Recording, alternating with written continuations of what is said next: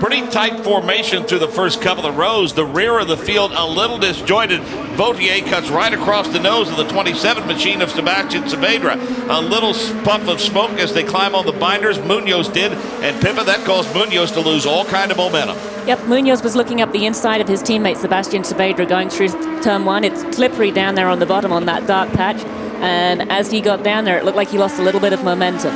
Now, Davey, I wouldn't anticipate this two-groove style of racing through the corners early on with the Eyes Out IndyCar Series tomorrow. Yeah, you know, it will establish a second line mark, but it does take a while. These guys right now in turns 1 and 2, it's definitely the bottom line's the best. But that wasn't the best start I've seen, but they got through it clean. There was some close action down there for sure on that green. I believe 49 times in the history of the Firestone Indy Lights Series, if not more than that, but I know at least 49 times I think I read. Looks like off what banking there is at the exit of turn number 2, Davey, Saavedra got a little bit of momentum, which allowed him to grab that spot back from Carboni. Yeah, Carboni is definitely faster down through 3 and 4, but he doesn't have the premier line. The bottom line is not the hot ticket down through 1 and 2, so he loses so much momentum. Where Saavedra, he keeps that thing rolling, but like I say, it's still early in the race, Mark. I think that Carboni has a good car. Just don't wear out the tires. Know that he's faster than Saavedra. Find out his weaknesses and make an easy pass instead of a hard one. While the dimensions are the same in 1 and 2 and 3 and 4, they are anything but the same. Explain the differences between them. You know, if you look at from an upper overhead view, the track looks identical all the way around. But when you're on it, they're so much different. And turn 1 and 2 seems really tight, and that kind of has a double apex in turn 1 and 2.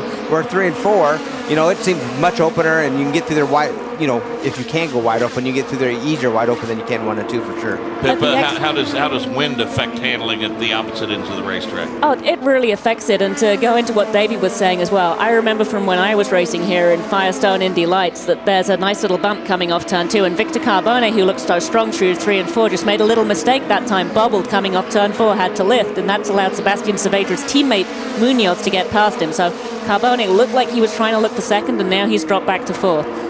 But the wind will push you out at one end of the track and give you more understeer, and at the other end of the track it'll push you in and give you oversteer. So it is very tricky when it's this windy. It might be nice for Nick Yeoman and the guys on pit lane to keep them cool, but the drivers out there on track probably aren't enjoying the wind as much. 7 laps complete now. Vautier with a 2.4 second lead. Sebastian Saavedra is P2, then Munoz, then Carboni, then Guerrieri, then Jackman, Ostella, Clausen, and Day, then Webb, Goncalves, Garcia, and Larison. Again, 7 of 100 laps complete here at the Milwaukee Mile. I think that's Larison right there. Turn number 4, Larison, the number 19 machine. Davey, I don't know that I see any noticeable damage. Probably just looks like he may have flat spotted the treads a little bit, but he's setting dead in the middle of the racing groove.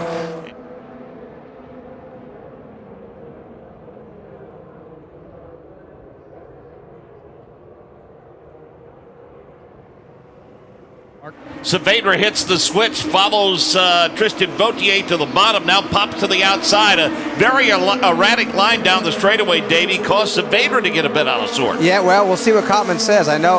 I didn't like that much. I've got to say, as a driver, I was watching that, and I thought that was a fairly interesting move, so we'll see what Tony has to say. But for those of you who can't see this, Vautier came right down and really put the squeeze on Saavedra. He did move before Saavedra actually got there, but that amount of lane changing even down the straight is always fairly interesting when you're the driver behind. Esteban Guerrieri is trying to pick up a couple of positions. He started 6th. He tried to get Victor Carboni, his teammate, there between 1 and 2. It couldn't do it. As he lifted a little bit, lost some momentum. That car running behind him, the bright yellow one, was the car of Gustavo Jackman, the winner at Detroit's Belle Isle. And Jackman trying to get around the number 11 machine of Guerrieri now as they set up for turn number 1, and Larison has his hands full. Well, he has his hands full, and here come the leaders. So the best thing he can do right now, and I'm sure he will, just pull out of the way. Let the field go by, follow him in the back again, and just continue to try to get laps and keep mistakes to a minimum. That's what you have to do as a rookie with no experience.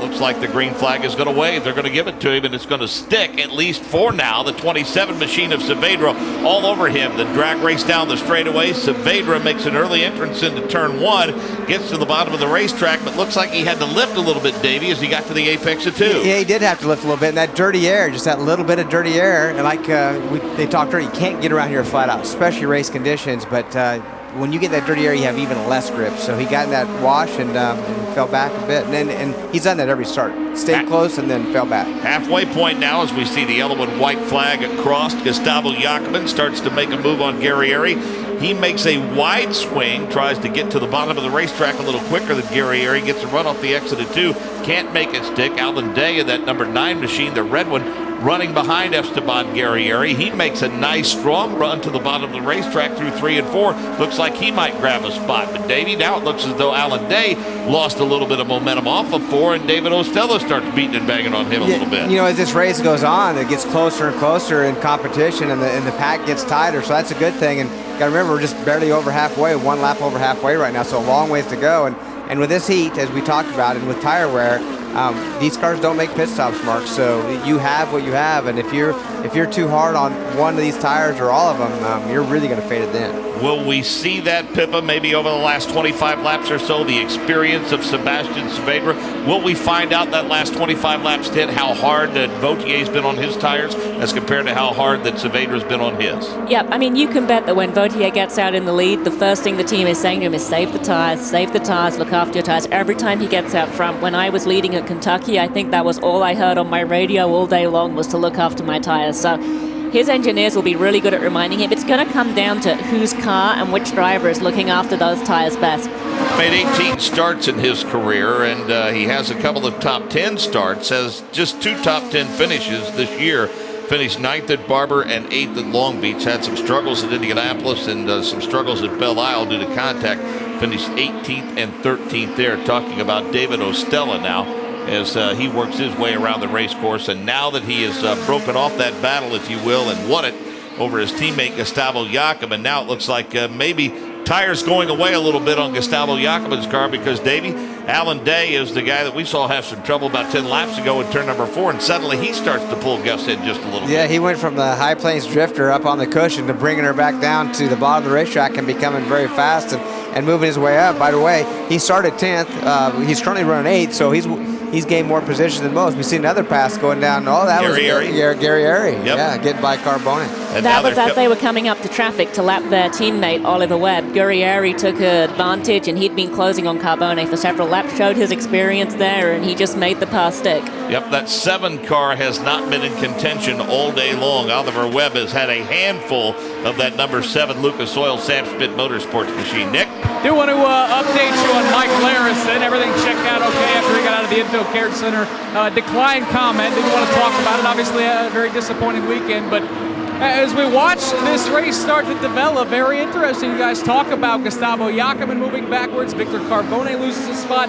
And those were 2 drivers that I think we thought, boy, that they could make a move and have a couple strong runs there. They could get themselves right back on the championship, both 49 and 50 points behind Esteban Guerrieri, the points leader, respectively. But as the cream starts to rise to the top, Guerrieri, Vautier, Saavedra now all running in the top 4. It looks like that shakeup in points that we thought maybe a 3-car race would develop into a 4 or 5-car race. Doesn't look like the results as of right now, with 19 to go here in Milwaukee, going to affect that much, Mark. There's also a battle going on track right now for 10th place, the last place in the top 10. Brian Clausen, who came down pit lane earlier with a loose race car and added more rear wing on it, just now as I'm speaking, into turn number 3, has looked like he went past Garcia into turn number 3. We'll check it as they come over timing and scoring, but I think that was a pass for 10th place. Those front 2 have checked out thanks to Juan Pablo Garcia holding the rest of the field up. David Ostella looking to the bottom side. That was a big sideways moment for Ostella. And he's still alongside Munoz. Nope, he lost his momentum. He had a big sideways moment, but David Ostella's looking really, really fast in the last part of this race. He went around his teammate. He went around Victor Carbone, and now he's working on Munoz. And he very nearly had him there, but he had a huge sideways moment in between 3 and 4. Let's see if he can get him in the last 5 laps of this race. This is as competitive as we have seen David Ostella in quite some time. Vautier sees the laps continue to click away now. 95 of 196 of 100 laps complete. Vautier, Davey, for him, that white flag can't get here fast enough. Can't get here fast enough. Oh, it makes a run. Munoz makes a run, actually, on Guerrieri. Oh, man, it's a tight race right now for that 3rd spot. David Ostella working on Munoz in turn at number 2. Can't make the pass stick. Now Guerrieri works his way under Garcia. Those running behind him, Munoz and Ostella, going to get stacked up behind him. Garcia stays to the high side, lets Munoz pass, stays to the high side, lets Ostella pass. There goes the 22 machine. He's pedaling hard, trying to catch Munoz. Meanwhile, checking back in with the leaders, Sebastian Saavedra cannot close on Tristan Vautier. Vautier will have 2 laps remaining when he comes down the start-finish line off of turn number 4, this time by.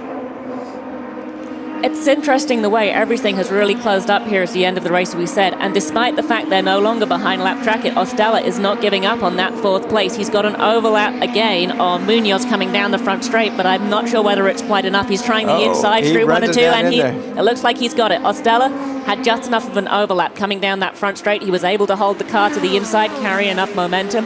And he's now all the way up to 4th place. So he's having a great run late in this race. He must have really looked after his tires early on. If he can hold on to it, this would be David Ostella's best finish, I think, in 2 years of the Firestone Indy Lights, and would give him a top 5. Well, there goes your leader. For what he hopes will be the final time off of turn number 2.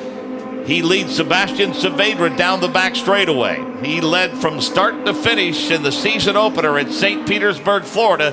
Tristan Vautier trying to get to victory lane here at the Milwaukee Mile. A late charge by Sebastian Saavedra off of turn number 4. Twin checkers out. Tristan Vautier takes the number 77 machine into victory lane here at the historic Milwaukee Mile. In the Firestone Indy Lights Firestone 100, Sebastian Saavedra P2. A great ride by the points leader. Esteban Guerrieri finishes 3rd. Then David Ostella, Carlos Munoz, Victor Carbone, Alan Day, Gustavo Jacobin is 8th, Goncalves 9th, Clausen 10th, Garcia 11th, Oliver Webb finishes 12th, Mike Larison 13th.